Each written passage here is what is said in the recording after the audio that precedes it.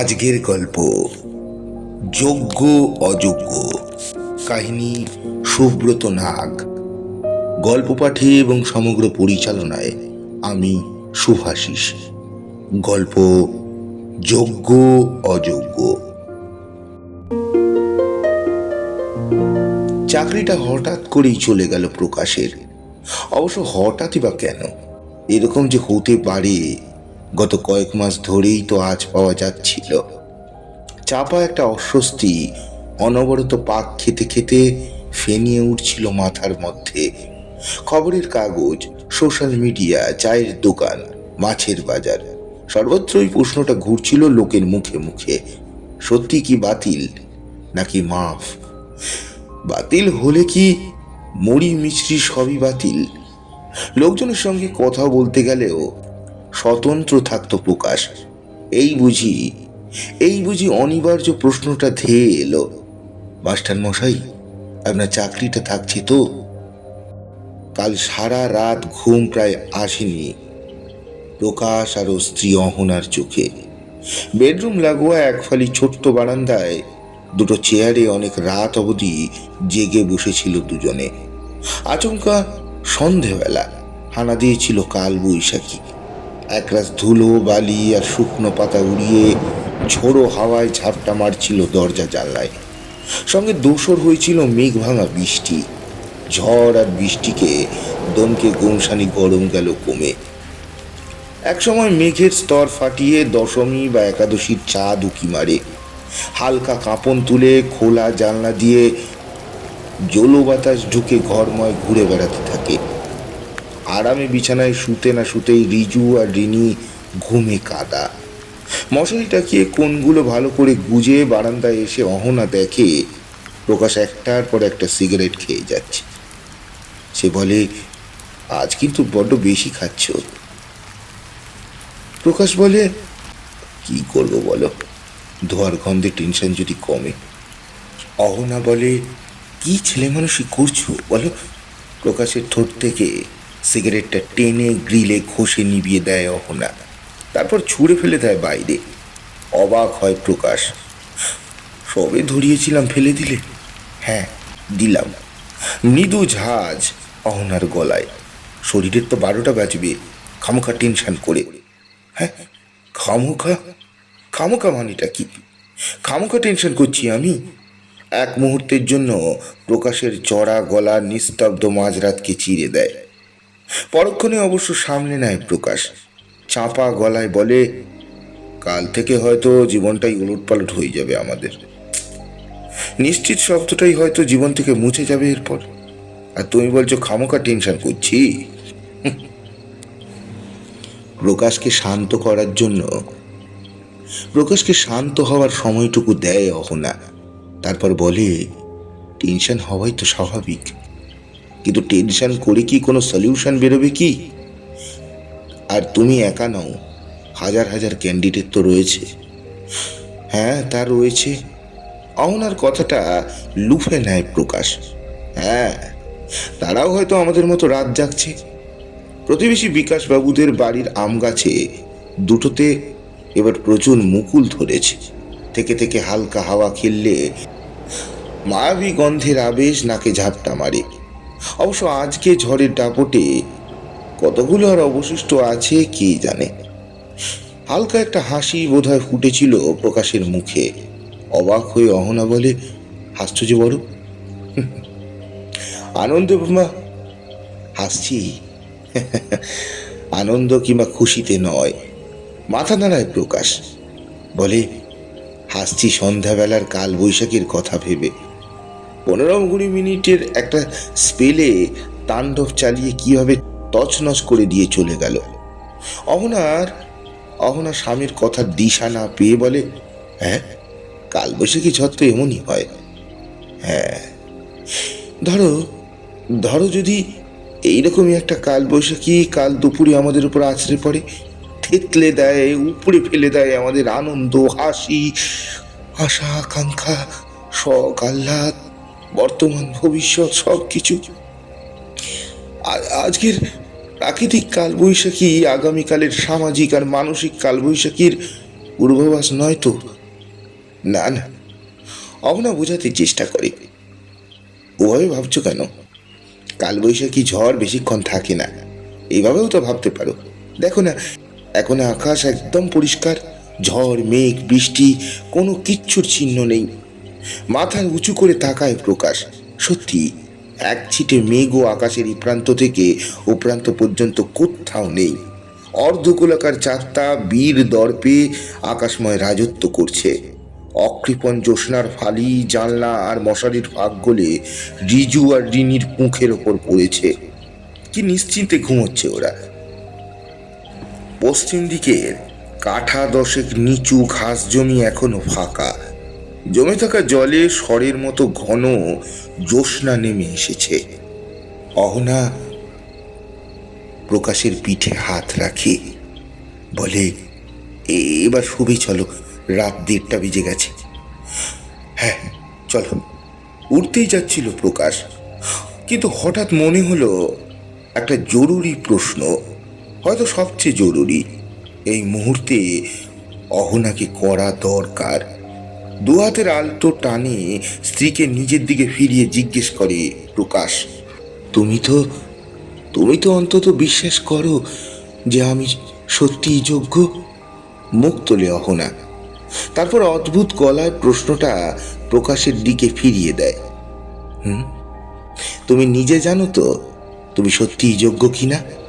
হিমেল Zolo বাতাস, নাকি অহনার প্রশ্ন কিসে যেন একবার কেঁপে উঠল প্রকাশ। রাতচরা কোনো পাখির ডানা ঝাপটে উড়ে গেল পাশ দিয়ে। দুহাতের বেড়ে এখনো আটকে আছে জ্যোৎস্না ভেজা অহনা। এই শরীরের প্রতিটি আঁক বাঁক কত চেনা। মাথায় চুলে মাখা তেলের গন্ধ, গালে মাখা ক্রিমের গন্ধ, সবই তো চেনা। তবুই রাতের গভীরে এক চিলতে ব্যালকনিতে গড়ে ওঠা রহস্যের খাস মহলে অহনাকে কি ভীষণ অচেনা লাগছে। বিড়বিড় করে প্রকাশ বলে, এত কঠিন প্রশ্ন কেন করো তুমি? কেন করো তুমি?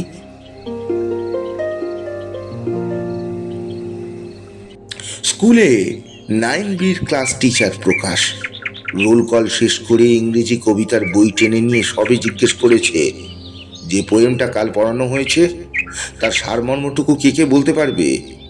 রেইজ ইউর হ্যান্ডস, হাত তোলো।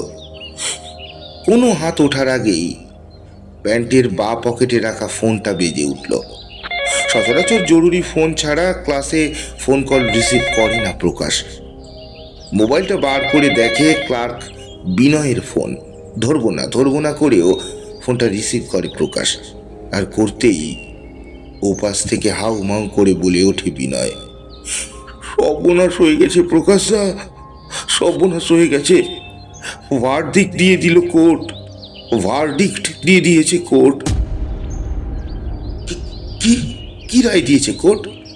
গলাটা কেঁপে ওঠে প্রকাশের। Cancel, whole panel cancel.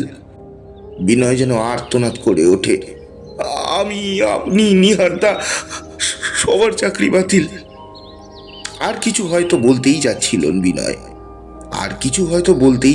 বিনয়, কিন্তু তার আগেই প্রকাশের ডান হাতের যান্ত্রিক আঙুল ফোন অফ করে দেয়।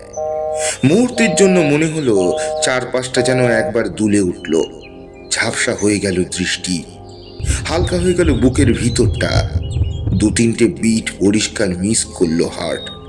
ক্লাসরুমের চেয়ার টেবিল, সামনে রাখা সারি সারি বেঞ্চে বসে থাকা ছাত্রদের মুখ, খোলা কবিতার বই, হাতের চক ডাস্টার, পিছনের ব্ল্যাকবোর্ড, সব এক লহমায় শেষ। পোয়েমের সামারিটা লেখো। ধরা গলায় কোনো রকমের কথাগুলো বলে বারান্দায় এসে দাঁড়ায় প্রকাশ। এই মুহূর্তে ছাত্রদের কাছ থেকে একটু আড়াল দরকার। এদিকের বারান্দা থেকে স্কুলের মাঠটা পরিষ্কার দেখা যায়। মাঠের একপাশে স্কুল হস্টেল, মিড ডে মিলের রান্নাঘর, অন্যদিকে ছোট্ট একটা পুকুর ঘিরে কয়েকটা তাল গাছের জটলা, তারপর স্কুলের বাউন্ডারি ওয়াল। সবকিছু ঠিক আছে, শুধু তাদের মতো কিছু হতভাগাদের জীবনে আচমকা ধাক্কা খেয়ে দুমড়ে মুচড়ে একটা বিরাট শূন্য হয়ে গেল। সেকেন্ড পিরিয়ডটা অফ থাকে প্রকাশের। অ্যাসিস্ট্যান্ট হেডমাস্টারের টেবিলে রোল কলের খাতাটা রেখে টিচার্স রুমে এসে বসতেই 4-5 জন সিনিয়র টিচার হই হই করে ঘিরে ধরলেন তাকে। ফিজিক্সের তাপসদা শটান বললেন, একদম ভেঙে পড়বে না, আমরা টিচাররা সবাই তোমাদের সঙ্গে আছি। আমরা জানি এই স্কুলের স্টুডেন্টরা, তাদের গার্জেনরা সবাই জানে তুমি নিহার কতটা যোগ্য। আপনি আপনি আমি আর 5 জন ভেবে তো লাভ নেই। না, লাভ নেই তাপসদা। লাইফ সায়েন্সের বিভাসদা মাথা নাড়েন। আসল কথা কোর্ট কি ভাবলো? সেখানে তো একবারে ফাঁসির অর্ডার দিয়ে দিল। না না, হাল ছেড়ো না তোমরা। তাপসদা সাহস যোগান, হায়ার কোর্টে অ্যাপিল করো। আরে কি ফালতু কথা বলছেন, ভুল সূত্রে দেন বিভাসদা। হাইয়েস্ট কোর্টের তো রায় দিয়েছে, চ্যালেঞ্জ জানাতে আর কোন হায়ার কোর্টে যাবে? ফিচেল সমীর ফুট কাটে। হ্যাঁ, ইন্টারন্যাশনাল কোর্টে গেলে হয় না? প্রাগ তো কোথায় জানো, প্রাগ না কোথায় জানো? ইয়ার্কি মেরো না, তাপসদা দাবরানি দেয়। একদম ইয়ার্কি মেরো না। দেখছো একটা হাইলি সেন্সিটিভ ইস্যু। ও তোমার হাইকোর্ট, ও তোমার হাইকোর্ট হোক বা সুপ্রিম কোর্ট, যোগ্য অযোগ্য আলাদা করবে না, সবাই সাজা পাবে। This is not justice. নানা রকম মন্তব্য, উপদেশ, আশঙ্কা পেশ করে বাকি টিচাররা যখন নিজের নিজের ক্লাসে চলে গেলেন, প্রকাশ আবিষ্কার করল ফাঁকা টিচার্স রুমে ও আর নিহার পাশাপাশি বসে আছে। শহরের নাম করা স্কুলের 2 খারিজ হওয়া টিচার। প্রকাশ আর চোখে জরিপ করে নিহারকে, ইতিহাসের টিচার। আচ্ছা, ও কি যোগ্য? তাপসটা যাই বলুক, স্কুলের স্টুডেন্টদের কাছে টিচার হিসেবে মোটেই কদর নেই নিহারের। উঁচু ক্লাসের ছেলেরা তো পিছন থেকে ডবল রিডিং বলে আওয়াজ দেয়। নিহারি প্রথম নীরবতা ভাঙে। বাড়িতে জানালে গলাটা শুকিয়ে গিয়েছিল। বোতল থেকে 2 ঢোক জল গলায় ঢেলে প্রকাশ বলে, না, এমনিতেই জেনে যাবে। ব্রেকিং নিউজ বলে টিভিতে নিশ্চয়ই দেখাতে শুরু করে দিয়েছে এতক্ষণে। আচ্ছা, ভাবলে কিছু? কিসের ব্যাপারে? এখন আমাদের কি করা উচিত? কোথায় যাব আমরা? হতাশ ভাবে দুদিকে মাথা নাড়ে প্রকাশ। না, নাথিং, কিচ্ছু ভাবিনি, মাথাটাই তো কাজ করছে না। নিহার ইতস্তত করে, তারপর বলে, বোনের বিয়েটাই বোধহয় ক্যান্সেল হয়ে গেল। হ্যাঁ, সে কি? চমকে ওঠে প্রকাশ। সামনের মাসে তো? হ্যাঁ, আত্মীয় স্বজন, বন্ধু বান্ধব ও অর্ধেকের ওপর নিমন্ত্রণ করা হয়ে গেছে। কবে লজ বুক করেছি, 30% অ্যাডভান্স দিয়ে ফেলেছি। ক্যাটারার, ডেকোরেটার, ফুলের সাজ, শাড়ি, গয়না কমপ্লিট, সব কেনাকাটা কমপ্লিট। এখন যদি বিয়েটা ক্যান্সেল হয় তাহলে অবস্থা কি দাঁড়ায় বলো তো? কিন্তু বিয়েটা ক্যান্সেল হবে কেন? জানতে চায় প্রকাশ। পরশু ছেলের বাবা ফোন করেছিল, বলল কোর্টের রায় যদি আমার চাকরিটা চলে যায় তাহলে ওরা অন্যরকম ভাবতে বাধ্য হবে। আশ্চর্য, এতে তোমাদের দোষটা কোথায়? অবাক হয়ে জিজ্ঞেস করে প্রকাশ। গড নোস, কোর্টের রায়ে চাকরি খারিজ হওয়ার পরেও যদি আমার সঙ্গে কুটুম্বিতা করেন তাহলে নাকি ওদের সামাজিক সম্মান নষ্ট হবে। নিহার চেয়ারে মাথাটা এলিয়ে দেয়, চোখ বন্ধ করে, বলে, যে ভয়টা পাচ্ছিলাম সেটাই সত্যি হলো।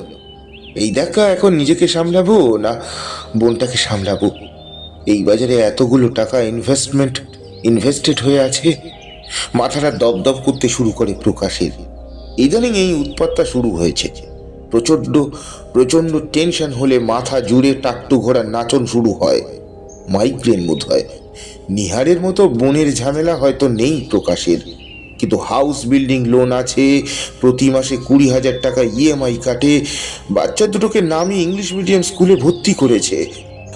আজ এই কাল ওই, খরচের মা বাপ নেই, সামলাবে কি করে? এই মুহূর্তে জীবনটা রঙিন থেকে একবারে সাদা কালো হয়ে গেল। সেকেন্ড পিরিয়ড শেষ হওয়ার ঘন্টা বাজতেই নতুন একটা অস্বস্তি শুরু হলো প্রকাশের। 7-এর ক্লাস আছে এই পিরিয়ডে, কি করবে? যাবে ক্লাসে? কোর্টের রায়ে খারিজ হয়ে যাওয়া একজন টিচারের কি উচিত ক্লাসে যাওয়া? টিচার তকমাটাই তো যখন অফিসিয়ালি মুছে গেল, তখন কোনো এক প্রকাশ মাস্টারের কি আদেও আর কোনো অধিকার আছে সাবজেক্ট টিচার হিসেবে ক্লাস নেওয়ার? 7-5 ভেবে হেডমাস্টারের কাছে গিয়ে সমস্যাটা খুলে বলে। হেডমাস্টার অসিতবাবু শুকনো গলায় বলেন, এক্ষুনি এক্ষুনি স্কুল প্রেসিডেন্টের সঙ্গে এই কথাই হচ্ছিল। What should we do? দেখুন, ক্লাস নিতে আপত্তি নেই, কিন্তু নিলে আবার কন্টেম্পট অব দ্য কোর্ট হবে না তো? হেডমাস্টার কিছুক্ষণ মাথা চুলকান, কপালে বাড়তি দুটো ভাঁজ পড়ে। ফোনে কার সঙ্গে 2-4 কথা হুঁ হাঁ করেন, তারপর বলেন, আজকের দিনটা যেমন চলছে তেমন চলুক, অ্যাজ ইউজুয়াল ক্লাসে যান। ডিআই অফিসে একবার খোঁজ নেব, রাতে এমসির মেম্বারদের সঙ্গে কথা বলবো, দেখি ওরা কি সাজেশন দেয়। 7-এর ক্লাসটা যথেষ্ট ভালো। বেশ কিছু মেধাবী ছাত্র আছে যাদের উপর টিচারদের নজর আছে। তেমনই একজন ঋষভ সরকার, ফর্সা, গোলগাল, এক মাথা কোকড়ানো চুল। ইংরেজির ভিত্তা বেশ পোক্ত, গ্রামার, রাইটিং, কম্প্রিহেনশন খুঁত নেই কোথাও। প্রকাশের ভারী ন্যাওটা ছেলেটা। ক্লাসে পড়ানোর সময় প্রকাশ লক্ষ্য করে ঋষভের দৃষ্টি তার মুখের ওপর থেকে এক মুহূর্তের জন্যও সরে না। চেয়ারে বসে প্রকাশ জিজ্ঞেস করে, কি যেন হোম টাস্ক দিয়েছিলাম আগের দিন? ঋষভ উঠে দাঁড়িয়ে বলে, একটা একটা ইংরেজি প্যারাগ্রাফ লিখতে দিয়েছিলেন sir, the man whom you admire most. যারা লিখে এনেছো এক এক করে খাতা নিয়ে এসো। অন্যান্য দিনের মতো ঋষভই প্রথম এগিয়ে আসে। খাতাটা এগিয়ে দেয় প্রকাশের দিকে। বুক পকেটে থেকে লাল পেনটা নিয়ে খাতা খুলে প্রকাশ। ঝরঝরে মুক্তোর মতো হাতের লেখা। প্যারাগ্রাফটা পড়তে গিয়ে প্রথম লাইনেই হোঁচট খায় প্রকাশ। ঋষভ লিখেছে, the man hmm I admire most is our teacher, English teacher Prakash sir.